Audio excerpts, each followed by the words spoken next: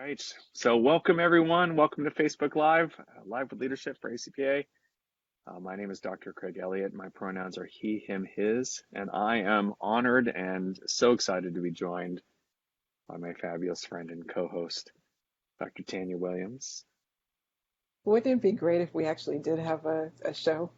We should. Okay, we're going to put that My in the name, universe. my name is Tanya Williams, and I use she, her, and they pronouns. And we can talk more later. Exactly. And so we are just thrilled to have you all joining us. We are going to be talking about centering love in our work with social justice. And so excited to get started. And so before we do that, though, we want to do our land acknowledgement and just really continue our honoring of the land and the space that we're on and the learning that it provides and how this learning fullness is inspiring. And so we want to give respect and honor back. And so it's related to our mission, ACPA's mission of supporting and fostering learning through the generation and dissemination of knowledge. ACPA College Student Educators International would like to acknowledge the land that we are meeting on today. And it's the original homelands of, so here's the list of all the original homelands for those in DC, Washington, DC, the Piscataway, Anacostank, Mattapanians, Nangamek, Pamunkey, Tahinens, Nanticoke, Chickahominy, Manican, Mattaponi, Nansemond, Rappahannock, Annie-Stohini, Unami, and the Assateague. And then I am in the San Francisco Bay Area, which is the original home of the Ohlone, apologize. And Tanya is in Harlem, New York, which is the original homeland of Lenape tribe and Haudenosaunee Confederacy. And so we acknowledge the painful history that has as our peoples were over here, and the genocide and forced removal of this territory, and we honor and respect the indigenous peoples that are still with us today as well. And we ask their blessing and permission to engage in some really wonderful learning today. So grateful to have you all joining us. So here we go. Let's talk about love. I think there's a couple things. One is I think it's important for us. Tanya and I talked about wanting to define love, because I think there's a critical opportunity for us to do that. But then I think we need to talk about so Tanya and I also started in our prep realizing that we were coming from slightly different spaces of what love is.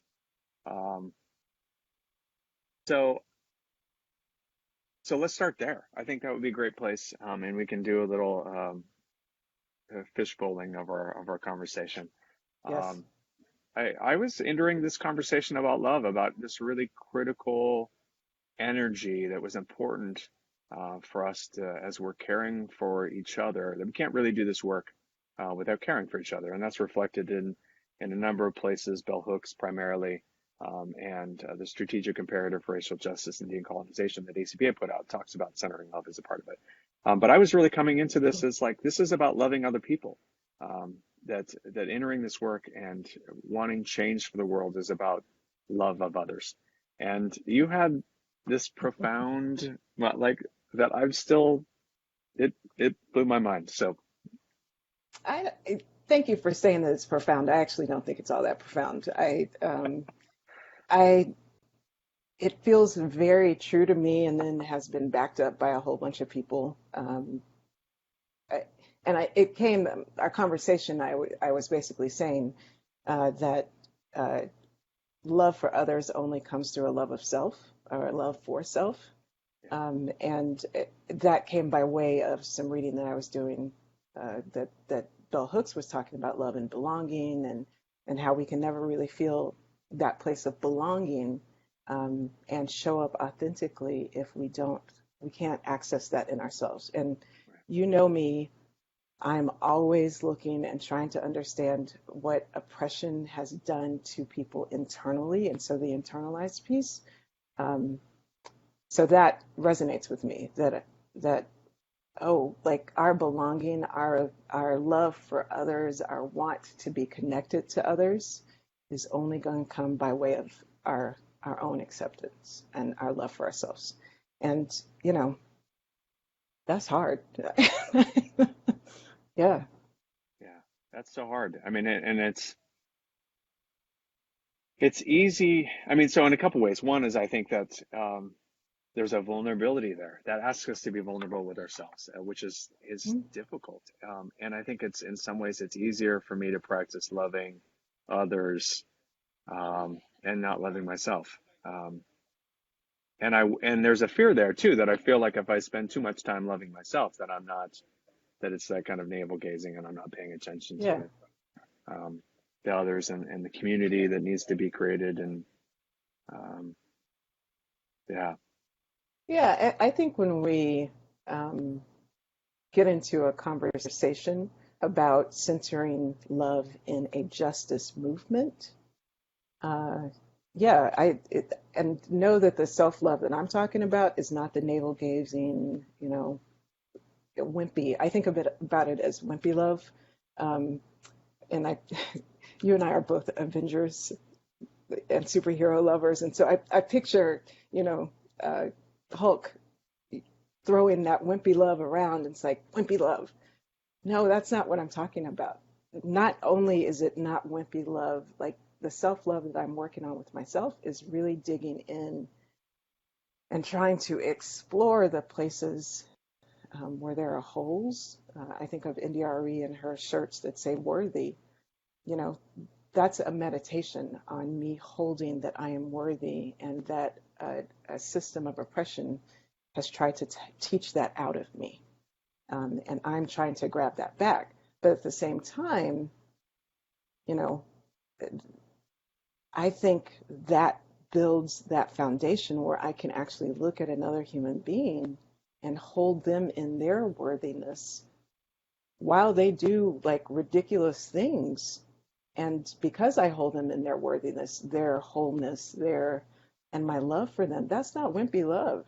You know, I, it is because I love you. It is because I love this world.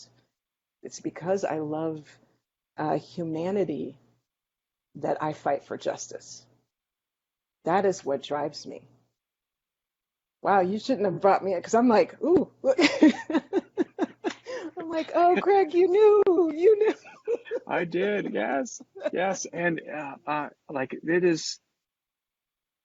Yeah, it is. It is. I love how you said that. That it's when I recognize my own worth, and when I'm in the process of recognizing my own worth, that I'm allowing myself to see the worth of others, and that's that really transformative moment in this process for liberation. Like it's um, you and I have said this, and I don't know how this is going to go off in Facebook land, but I really, as a really strong analogy for what this means for me, I know that I will be on this path for liberation when I'm feeling loving for 45 as all the I yeah that's there's a lot of ugliness and hate and injustice and oppression that is coming out of our government right now. And I am not there in that loving place yet. But I know, especially for me, like holding my identities in this sense of love, like as a white man, um, he's my people. And I want to be in a place where I'm running away from him, distancing myself. And it's what we do. It's what we Indominants do. And I know that I will be on a path of further down a path in liberation when I'm able to bring in and challenge and hold accountable um, him in that process, but through a really loving space. Um, I'm not going to give more I, time to 45, but I have joined you and I've said that in workshops and in keynotes. And um, what I've often offered people that what does it mean to hold a loving kindness practice? And that to me connects to that love is not, again, getting back to that wimpy love, love is just not something that we say, but it is how do we hold it in practice? And one of the folks that I was reading talking about really cultivating love. And so I can say that I, want to, and I join you. I'm like, yeah, that would be a different type of liberatory experience and move towards liberation. Um, and I know that I also can hold a loving kindness practice uh, towards 45, and that even I'm feeling it in my body, even like what is that? That's something. But that's how I know that love is not a wimpy. It's not a. I think people when they hear love, they think Hallmark, and they think, um, that's going to be the weak. It doesn't belong in justice movements because it's weak. People even set that up with Martin Luther King and Malcolm X. Be clear, Malcolm came from a place of love. It it it was a different Different manifestation of expression. it. Yeah, a Yes. different expression, but it was an expression of Yeah. love. Yeah. Yeah. And I think we've been sold this idea that love is about ultimate acceptance and no accountability.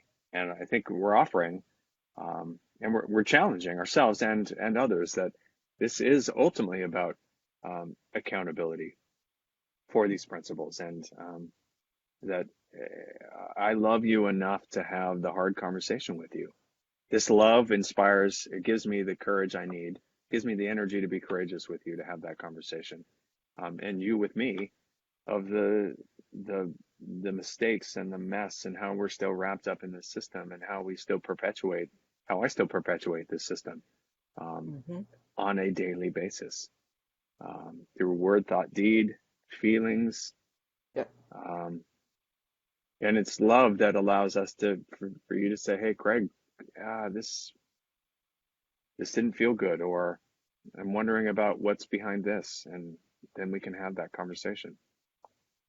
And I hear in that, and our relationship is 20 years old this year. Yeah. Right. Um, Wow. Wow. yeah, we don't look it, do we? I hear in that it is, and again, this is our place of love for others and love for self. Mhm. I can approach you and um, challenge you or offer a perspective about Right. a deed or something that's said or a way of being. Yes, because I love you. And Right. it is also, I can do that from a place of courage and power. It is from a place of loving myself.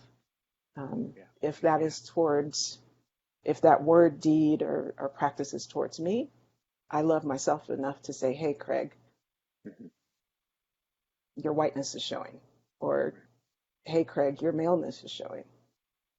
And it can be also because I don't want you to move about the world Yeah. and in the same way. And I think that this is one of these pieces that I think people forget, that as a person of color to a white person, yes, it always it feels like it is, well, people of color are putting on extra labor of it doesn't feel like labor when I have a practice of love, Mm. when I am in relationship with.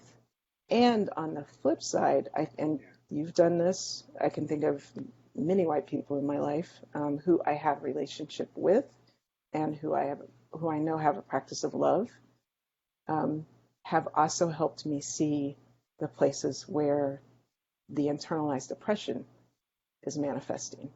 And it is out of that love that and relationship that can be brought up. Yeah. Um, Yeah. I think that when we get into conversations about justice, that people feel like they're being called out or being attacked, it is absolutely the absence of the practice of love. that is having that felt. It's also the presence of trying to take power over. Um, you know, it's I wish we could do a visual because what I see in my head is a lot of weaving of like I want to pull on a thread of so where's power in this and where does love show up? Where does compassion show in there? Where does self-love come in there? So everybody picture this deeply woven fabric and know that all of those things are going on. Yeah, beautiful. So I'd love to so that it was a really wonderful conversation about the practice of love at an individual level. Um, it feels artificial to move us, but this is a short No, time. that's So fine. Yep. can we talk about the practice of love at a group level and at a systemic or organizational level? Because I think that's also important too. Like in our roles, both in our identities, but also in the roles that we hold at our campus, in our organization, in society. And then if we can do that, then I see we've got a couple of good questions here. So we can start answering those and just to encourage everybody listening to send their questions in as well, and we'll get to them as much as we can. So you're talking about love at a group level. How do we, where is the presence of love at a group level? Say more. Yeah, so I was thinking about what does that look like? I guess I had a moment of um,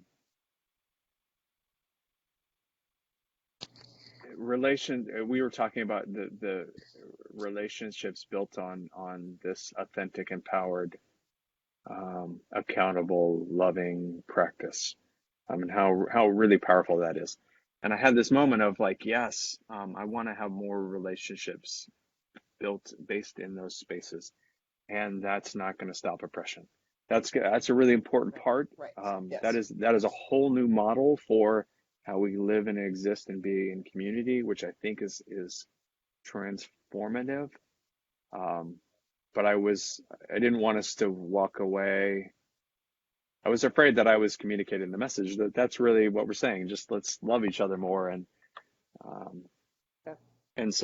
so the practice of it just sparked me to think about what the practice of love in a systemic way. And I don't know if that's a really great question either. So, um, What it but brings up for me yeah, is I was looking at, so I think it's Bell Hooks in an essay that she did. She talks about collective liberation. Um, and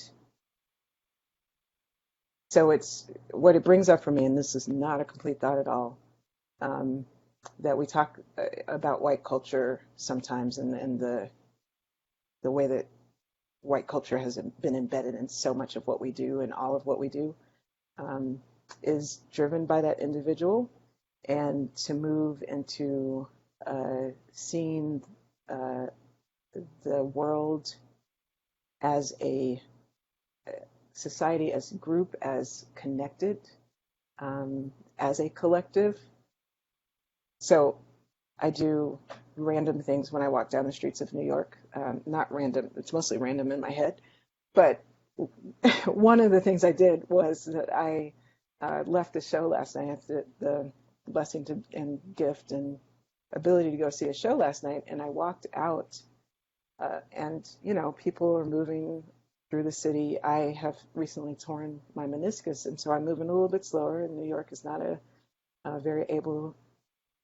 It is an extremely ableist city, and one of the things um, as moving through the crowd where I'm like literally frustrated that I'm getting bumped into, and that's about race, that's about um, my identity as a woman, everything, in addition to moving slowly because I have a torn meniscus. I had this thought of like, what if we actually, as a society, had been brought up in a culture and climate that was one that was liberated, that saw us as a collective, how would that change my movement, but also everyone else's movement through the city of New York? Um, and I just for a split second, it literally was for a block. Tried to hold that in my mind, like what would that have been like? And it for me, it's the collective. I saw everybody who even bumped into me in a different way. That I am connected. I am not outside of this person, even in what they do, what they don't see right now. That I am connected. I am actually. It is a collaboration that is going to get us to liberation. It is a collective experience that's going to get us there. Yeah. So that's what comes to my mind. No, I love that. I mean, it's yeah, that we have a responsibility for loving ourselves and loving one another and loving community, loving each of us in a community and envisioning who we are in a community. Um, and I think about, how our current way of being, I mean, so differently. So in a different, not in New York City. So, in a way that cities are all different, cities and towns are all different. There is very apparent to me about the barriers that are put in place to keep us separated. Um, Yep. and I mean, I call it the town that I live in, this invisible gated community. There aren't any gates, but it's clear who has rights and privileges to flow through and who doesn't. And um, you know, yeah, there's a bridge between where I live in Alameda and where um, communities are in Oakland, and how easily it is to feel disconnected from my neighbors. Um, Hmm. and my loving practice that I've challenged myself, my loving practice is not just for the people in Alameda, it's for the people in next door in Oakland uh, and Fruitvale and um, Fremont and Hayward and San Leandro and San Lorenzo, and so that it's not just about this little township that I feel connected to, but it's also about Hmm. what does this mean, and how am I acting in that love. Um, Also, as I drive in, like how am I not just driving people through people's neighborhoods to get Yep. to work? How am I investing in their homes? Um, so yeah, so I think it would be interesting, and maybe that's a future webinar, talking more about that kind of collective liberation. Love is a practice in envisioning the collective and seeing people as part of who we are, as well as extensions of ourselves. Hmm. Um, yeah, And the recognition, um, and I say this often in workshops, it's like we actually are, it is a false belief that we are yeah, not connected. right, We're right. all trapped on the big blue ball. And Hmm. so I have bought the lie of oppression if I believe that Yes, I am not connected to the next right. person. Yep, We yep. are all gonna, the climate stuff that we're doing right now, we're all Yeah, going to be impacted by it. that's it. Right. And so that is the lie. That is one of the lies of oppression. Let's be clear. It lies Yeah. all the time. Those views. That is one of the major lies of oppression Yeah, that is going to damage us if we keep believing it. And so yeah, moving into a practice of love helps us to start to challenge that yeah, particular lie of oppression. yeah. That's beautiful. So a couple of thoughts just from comments. So Daisy Torres, apologize for that, said, I think calling in and calling out can be done with love. I love you enough to tell you the pain that you have caused versus not saying anything, speaking behind your back, etc. Hmm. Yes, yes, Yep, yeah. And totally. it's, and it's all about the energy behind that. So how are we? It's like anything. Love. These are all tools, and if we're using these tools from a loving, connected space, they're they're they're markedly different. Hmm. Yeah, And and that then love is yeah, a tool. I yes, think yes, that's yeah, like listening is a tool, you know, speaking purposefully is a tool, practicing navigating triggers is a love actually is a tool also, Yeah. Yeah. and justice And work. requires in our practice, it requires Yeah. our homework and our attention. And yeah, we go working out and running every morning, and we also got to do that to our hearts as well. Right. And then Margaret Sebastian said, this conversation reminds me of the taming of the advocate within. Social Justice Meets Social Compassion. It's an article by Sydney Verey and Robert Nash from About Campus. So have we read this article, and does it connect with your practice about love and compassion? No, we haven't. I So haven't, we've and I'm got gonna work to go do. find it. Yeah. Yeah, exactly. Can you, so yeah, we've read lots of things about love, and there's always, what's wonderful is there's always new things about that. So Yeah. thank you, Margaret, for doing that. We'll also post at the end just some resources that we can send out. Um, you've got a stack of books. I've got a stack of books. Yeah. I do. A podcast that I want to highlight for folks, Yeah. and I'm blanking. I know her first name is Laura, and I'm totally blanking on her last name right now. But it's called How to Make Love, Mm, and she has had some incredible conversations with some just brilliant people, and they are really talking about all forms of love, right. but she is driven in it's an ethic of love, and so she's really diving into it. So I recommend that to folks. That's great. We got one more. We got two more comments real quick, and then I think it's almost time for us to start wrapping, unfortunately, because we could do this for 4 hours. We could. So a question from Brooke. She's one of the vice. Sorry, I made an assumption. But they are one of the vice chairs of CSJE, the Commission for Social Justice Educators. And one of the questions I have for you is, how are you using your privileges and experiences as president of ACPA to teach other practitioners in higher education about ways to educate from a place of love? Great question. Um, so I think one of the ways, and this reminds me, I think, so back to the superhero comment, but also this love as a collective. I think earlier on in my own identity development and recognizing the power and privileges that I hold through these identities was I was afraid of them. And so one of the really connecting moments for me was a quote that Spider-Man says, and it's with great power comes great responsibility.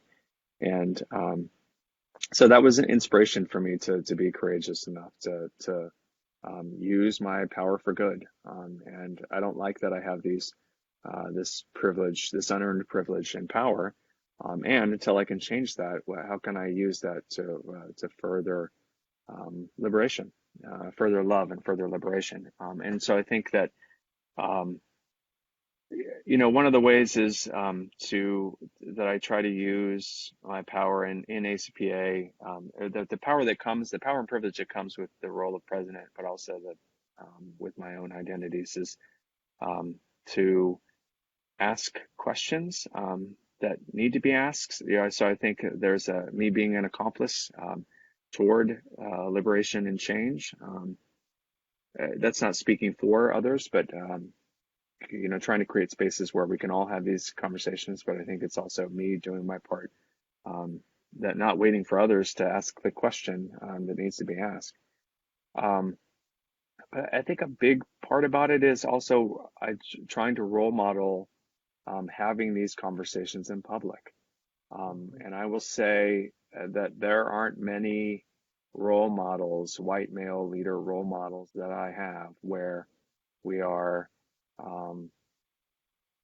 having an accountability and loving conversation in public. Lots of defensiveness and lots of kind of diverting and rather than owning and listening and loving and saying yes, and I want to do better and I need to do better and here's how I'm going to do that. And then I think lastly about how am I creating opportunities for others to showcase their excellence, professional and personal excellence, and their loving in the creation of this kind of idea. You and I don't have the corner market on what love means, and we need each other's, and it needs to be co-created and co-facilitated and co-discussed and lovingly wrestled with to find what that looks like. So it's about creating that. Can I Okay, add so something to yeah, what you please. said? So Yeah. I clearly can't answer for you, but one of the ways, what I hear in what you said in the modeling, is that your practice of love allows for you to stay present when you might be challenged or Yeah. um, shown some of your gaps in knowledge. And Yeah. so Yeah. um, it is both a model of, yes, I can talk about this in public, and it's a model of being able to stay with people Yeah. and folks when they say, hey, you know, Yeah. I need you to be a different or a better president. Yeah. Right. Yeah. Yeah. Mm. Yes. And yes. Yes. Yes. Yes. And being in practice about that too, and not Yeah. being perfect, because I got work to do. Right. Yeah. So I think it's time. I want to give us a good opportunity for just parting thoughts, for those that need to go. And so, I would love, Tanya, for you to have the last word on this. So Okay. if you'll if you'll grant me that I could start and that you could wrap us up. Sure Um, thing. so I think my invitation is for um, each of us listening and paying attention, wherever you are, to reflect on what love means to us and how that is a critical tool for us on the path of liberation. Um,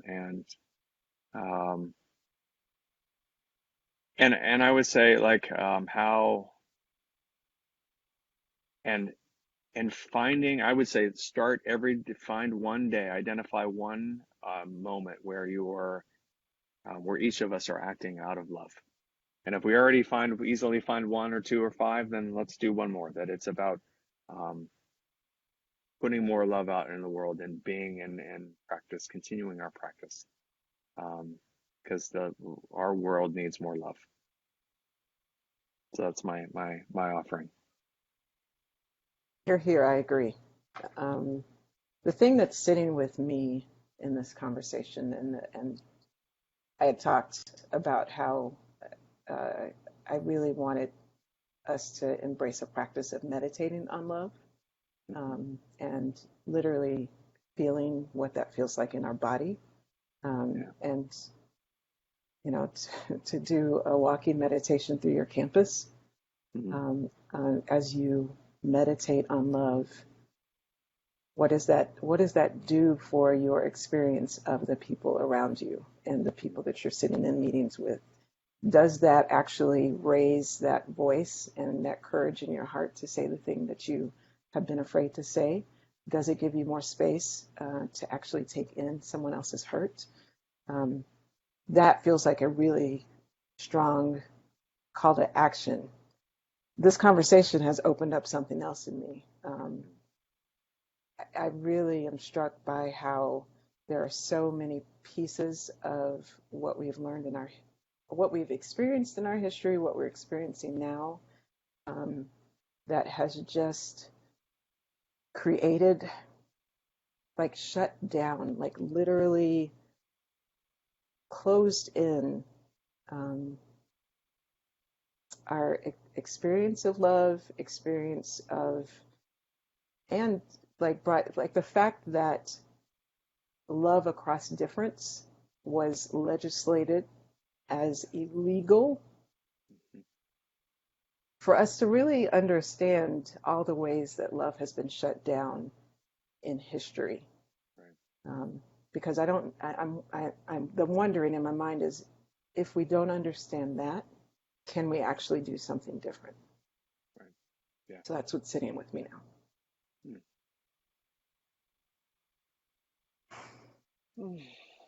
Really, I could go on for another 3 hours. Right.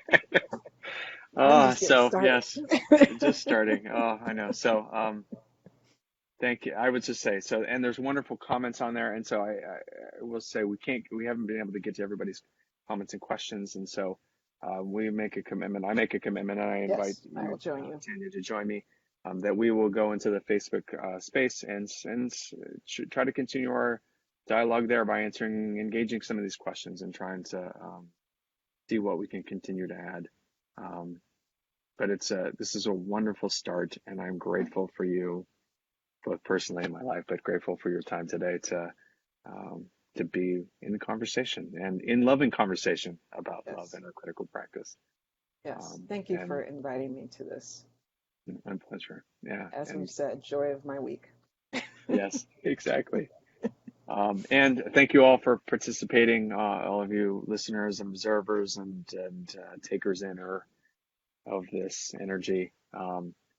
Just we appreciate you joining us and being in conversation and just helping us really continue to grow, helping ACPA continue to grow and consider how we continue to center love in our work toward racial justice and decolonization as we continue to transform higher education.